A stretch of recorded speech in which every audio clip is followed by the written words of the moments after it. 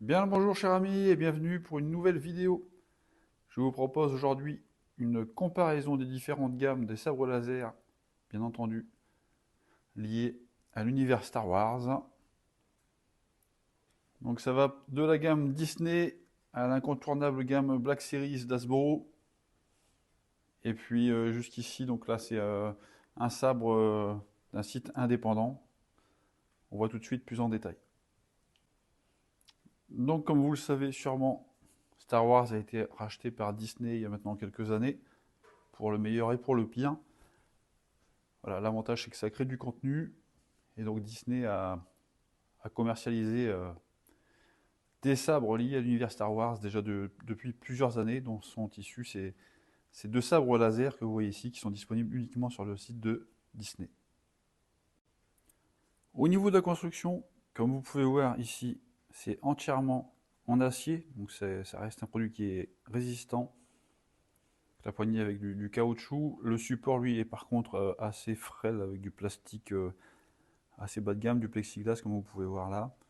Donc c'est vrai que le support, il rassure pas trop, il bouge pas mal. Mais bon, jusqu'à aujourd'hui, j'ai pas eu de problème particulier avec ce support. Donc vous voyez, la construction, elle est complètement en acier. De ce côté-là, rien de particulier. Comme vous pouvez le voir, on a quand même, alors c'est un sabre qui a quand même pas mal servi. Et il y a quelques traces d'oxydation qui apparaissent, vous voyez ici notamment. Donc sur certains points du sabre. Là également. Donc voilà, il y a certaines pièces qui peuvent s'oxyder soit avec les mains ou soit avec l'humidité qu'il peut y avoir dans l'air. Sinon, globalement, la construction est très solide. Et puis, étant un produit sous licence officielle, bien entendu, on reconnaît parfaitement le sabre Skywalker est parfaitement reproduit. Même constat ici avec le sabre de Mace Windu, avec un sabre encore une fois entièrement en acier. Donc ici c'est chromé pour être conforme à ce qu'on voit dans le film. Et puis il y a quelques touches de caoutchouc de bonne qualité également sur ce sabre qui représente et est tout à fait conforme à ce qu'on voit dans le film. Toujours le même support, d'ailleurs c'est exactement le même que celui du précédent sabre. Là pour l'instant je ne rencontre pas de traces d'oxydation sur celui-ci, donc c'est certainement du revêtement chrome.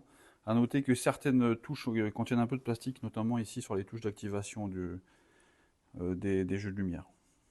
Pour ce qui est de l'alimentation de ces sabres, c'est très simple, vous avez simplement ici à dévisser donc l'arrière du sabre et vous avez accès au compartiment. Donc ça fonctionne avec 3 piles AA standard. Et puis ici vous avez donc le haut-parleur pour les effets sonores. Donc du produit, c'est la même chose sur le sabre de Windu et c'est la même chose sur toute leur gamme. Donc simple mais assez efficace, à savoir que quand même voilà, les piles tiennent quand même assez longtemps, on n'est pas obligé de les changer constamment. Pour les lames, la longueur est suffisante, elles sont un petit peu plus petites que les lames qu'on a sur les Black Series, vous voyez, ou encore sur d'autres gammes. Mais c'est tout à fait suffisant pour un usage standard. Petit bémol toutefois, il est impossible de différencier les lames quand vous avez plusieurs sabres de la gamme. En fait, vous allez pouvoir les emboîter sur le sabre. Vous voyez, il n'y a pas de différence en fait. Donc je vous conseille de mettre un repère sur vos lames pour bien différencier sur quel sabre ils sont adaptés. Donc ça s'emboîte facilement, il y a juste à insérer et tourner. Et vous avez entendu l'effet sonore qui accompagne. Et la même chose ici pour Mace Windu. Alors il n'y a qu'un seul bouton physique sur ces sabres Disney, à savoir l'activation ici.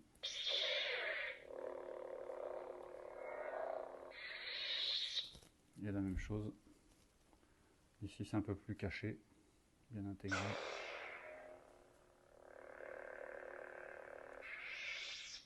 Donc on n'a qu'un seul bouton activable sur ces sabres Disney. Au niveau donc, des effets de lumière, comme vous voyez, c'est satisfaisant. On voit quand même les traces des LED à l'intérieur des sabres, mais ça éclaire suffisamment. On entend donc les effets aussi sonores, qui sont, à mon sens, assez forts. Pour les effets, vous avez bien entendu un détecteur de mouvement qui détecte simplement, bien entendu, les mouvements du sabre, et ainsi que les chocs. Alors c'est pas hyper sensible, on n'est pas là pour le coup on est quand même un cran en dessous des autres gammes de sabres.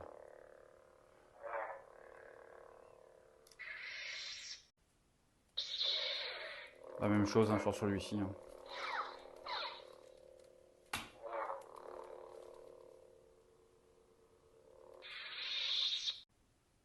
Donc on passe à la gamme donc Black Series d'Hasbro.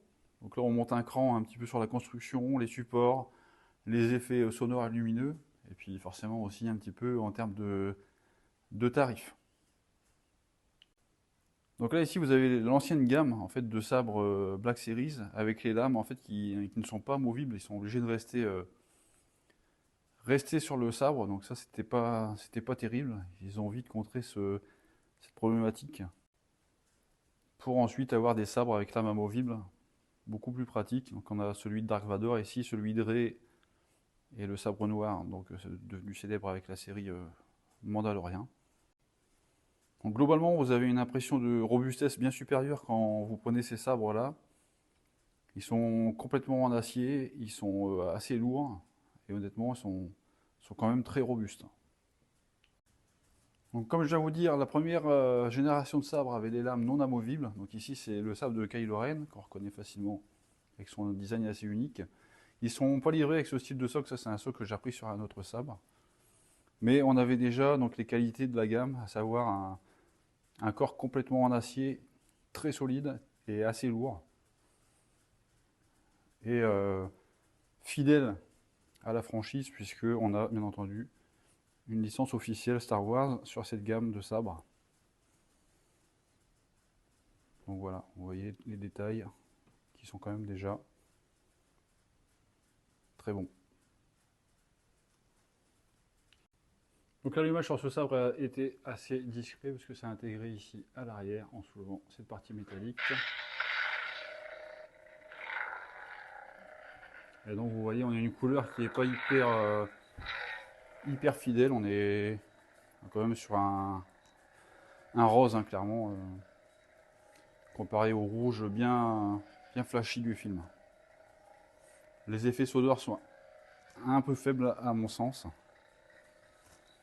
Et on avait, comme sur les Disney, une seule activation sur le sabre. Détecteur de mouvement quand même plus efficace que sur les Disney.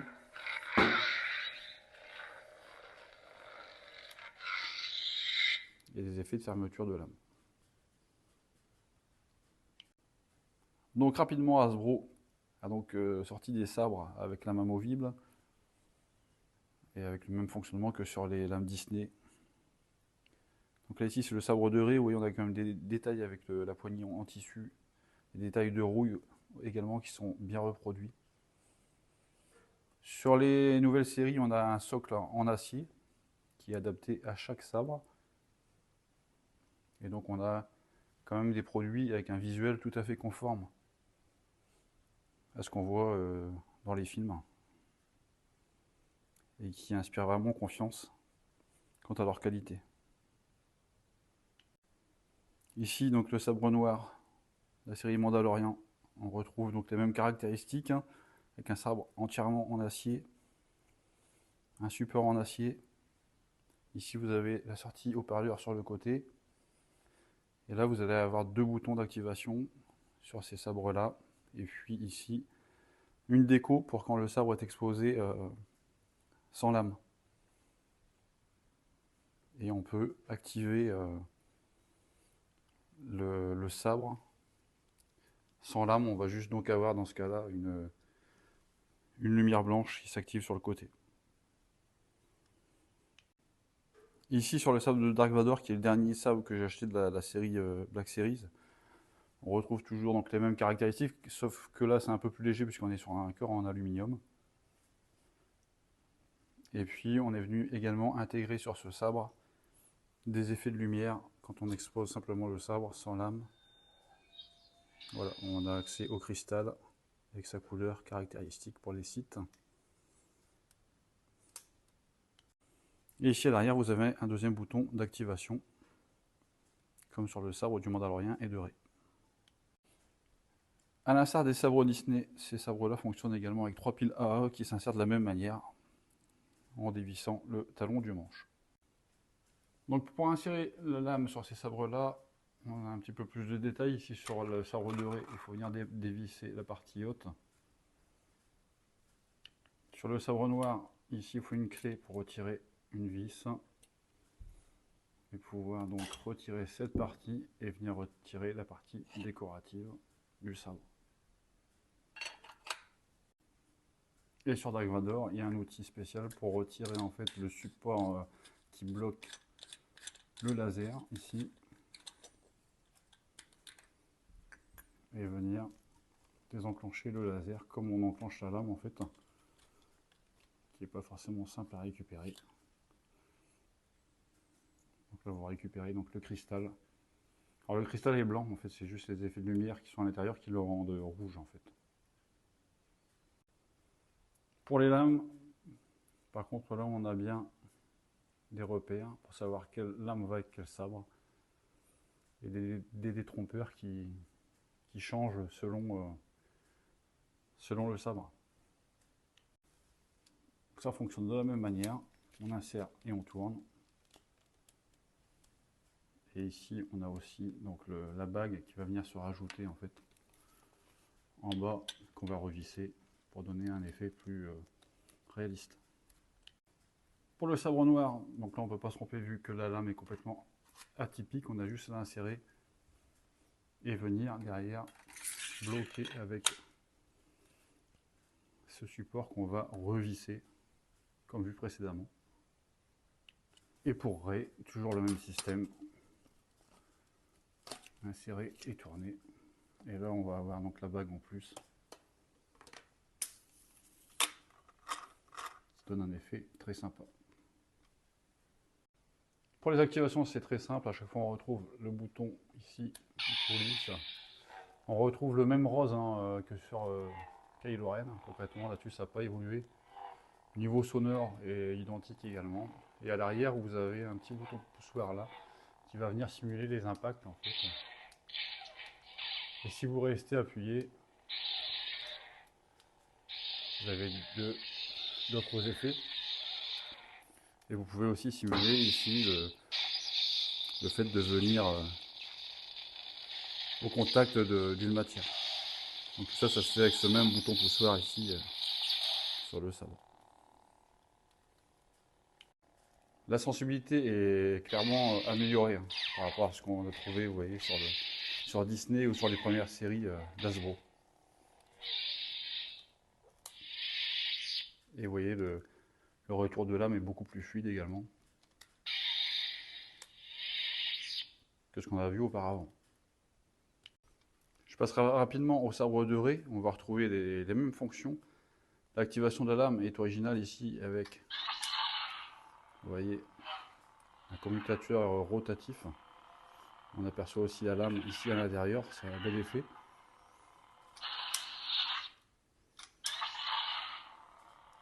Et vous avez ici discrètement un bouton poussoir pour les mêmes effets que décrit sur le sabre de Dark Vador.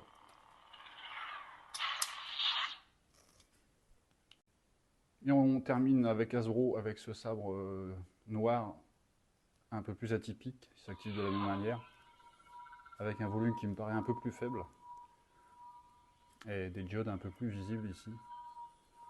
L'effet global est quand même superbe. Et on a toujours les mêmes effets que le petit bouton poussoir au-dessus que sur les sabres qu'on a vu précédemment.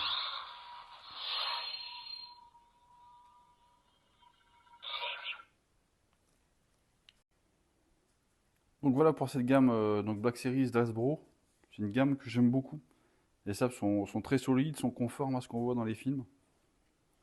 Alors c'est une gamme qui monte un peu en tarif. Là, souvent quand ça sort aux alentours des 300 €. Mais si vous n'êtes pas trop pressé, si vous attendez un peu, vous pouvez les toucher à 180, 200 € en solde sur les bonnes périodes. Donc on s'approche des prix des sabres Disney. Bon, je n'ai pas parlé, ils sont en vente les sabres Disney à 210 € sur le site, et pareil, on peut les toucher un peu moins cher sur les périodes de solde. Donc pour moi, la différence de prix est quand même justifiée sur les sabres Hasbro.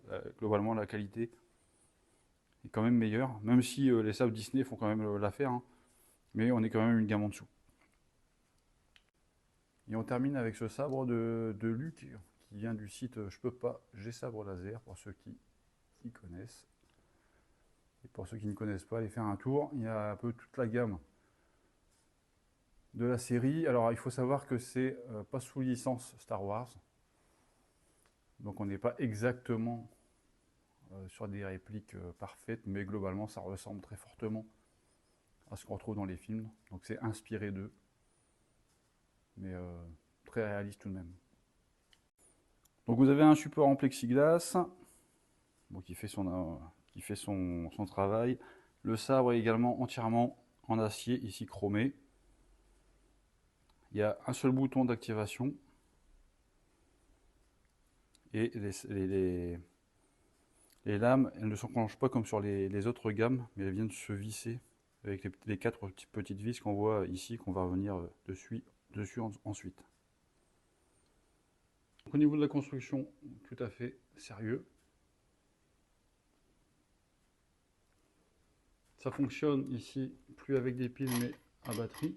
Il faut les visser toujours de la même manière à l'arrière. Et vous avez une prise USB-C ici pour recharger. Et le haut-parleur pour les effets sonores au même endroit. Petit point faible à mon sens, l'activation se fait ici, mais non pas en coulissant comme sur les autres marques, mais à travers ce bouton poussoir qui est sous cette plaque et maintenu en place simplement par ce ressort qui fait pression en fait. Donc on peut facilement perdre cette plaque. Donc soyez vigilants si jamais vous achetez cette gamme de sabres. Ici les boutons sur les côtés ne sont pas activables. C'est simplement de la déco. Pour la lame ici, c'est une lame NeoPixel qui est haut de gamme, qui est standard à tous les sabres en fait, puisque la lame comporte toutes les couleurs. Et vient simplement s'insérer là-dedans. Et on va venir ensuite la verrouiller avec les vis. Donc vous avez 4 vis ici, donc à serrer, avec la clé qui est au passage livré avec. Donc voilà. Donc c'est un peu moins pratique que sur les autres marques. Une fois que c'est bien vissé, ça tient parfaitement. A noter que vous pouvez, à la place de mettre la lame, vous pouvez insérer cette version courte, voilà, pour pouvoir profiter des effets lumineux et sonores sans mettre la lame, voilà, pour l'exposer ou pour éviter de devoir mettre la lame à chaque fois si vous, voilà, vous avez cette possibilité. Donc ça s'active très simplement en appuyant ici. Donc là vous remarquez tout de suite que ça fait beaucoup plus de bruit et c'est beaucoup plus lumineux que ce qu'on a pu voir auparavant. Là, si je mets l'Hasbro à côté, alors je sais pas si ça rend parfaitement sur la vidéo, mais en tout cas en réalité il y a quand même une nette différence de luminosité entre les NeoPixel ici et les Black Series. Donc effectivement, comme vous avez vu, vous avez la contrainte pour visser la lame. Par contre, une fois que la lame est mise, honnêtement, c'est que du plus. Ça éclaire beaucoup plus, ça fait plus de bruit et c'est beaucoup plus sensible en fait au mouvement de l'utilisateur.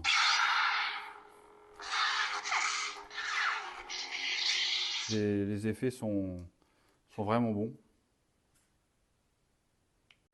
Donc la particularité de ces sabres là, en fait, c'est d'avoir toutes les couleurs possibles dans ces LED. Donc vous pouvez en fait modifier le volume sonore, rendre le sabre complètement muet. Au niveau du son, vous pouvez changer des couleurs, la manière de s'allumer, la manière de s'éteindre, les effets de blaster, vous pouvez absolument tout faire. Et tout se fait avec le seul bouton poussoir qui est là. fonction de la durée dont vous allez rester appuyé dessus.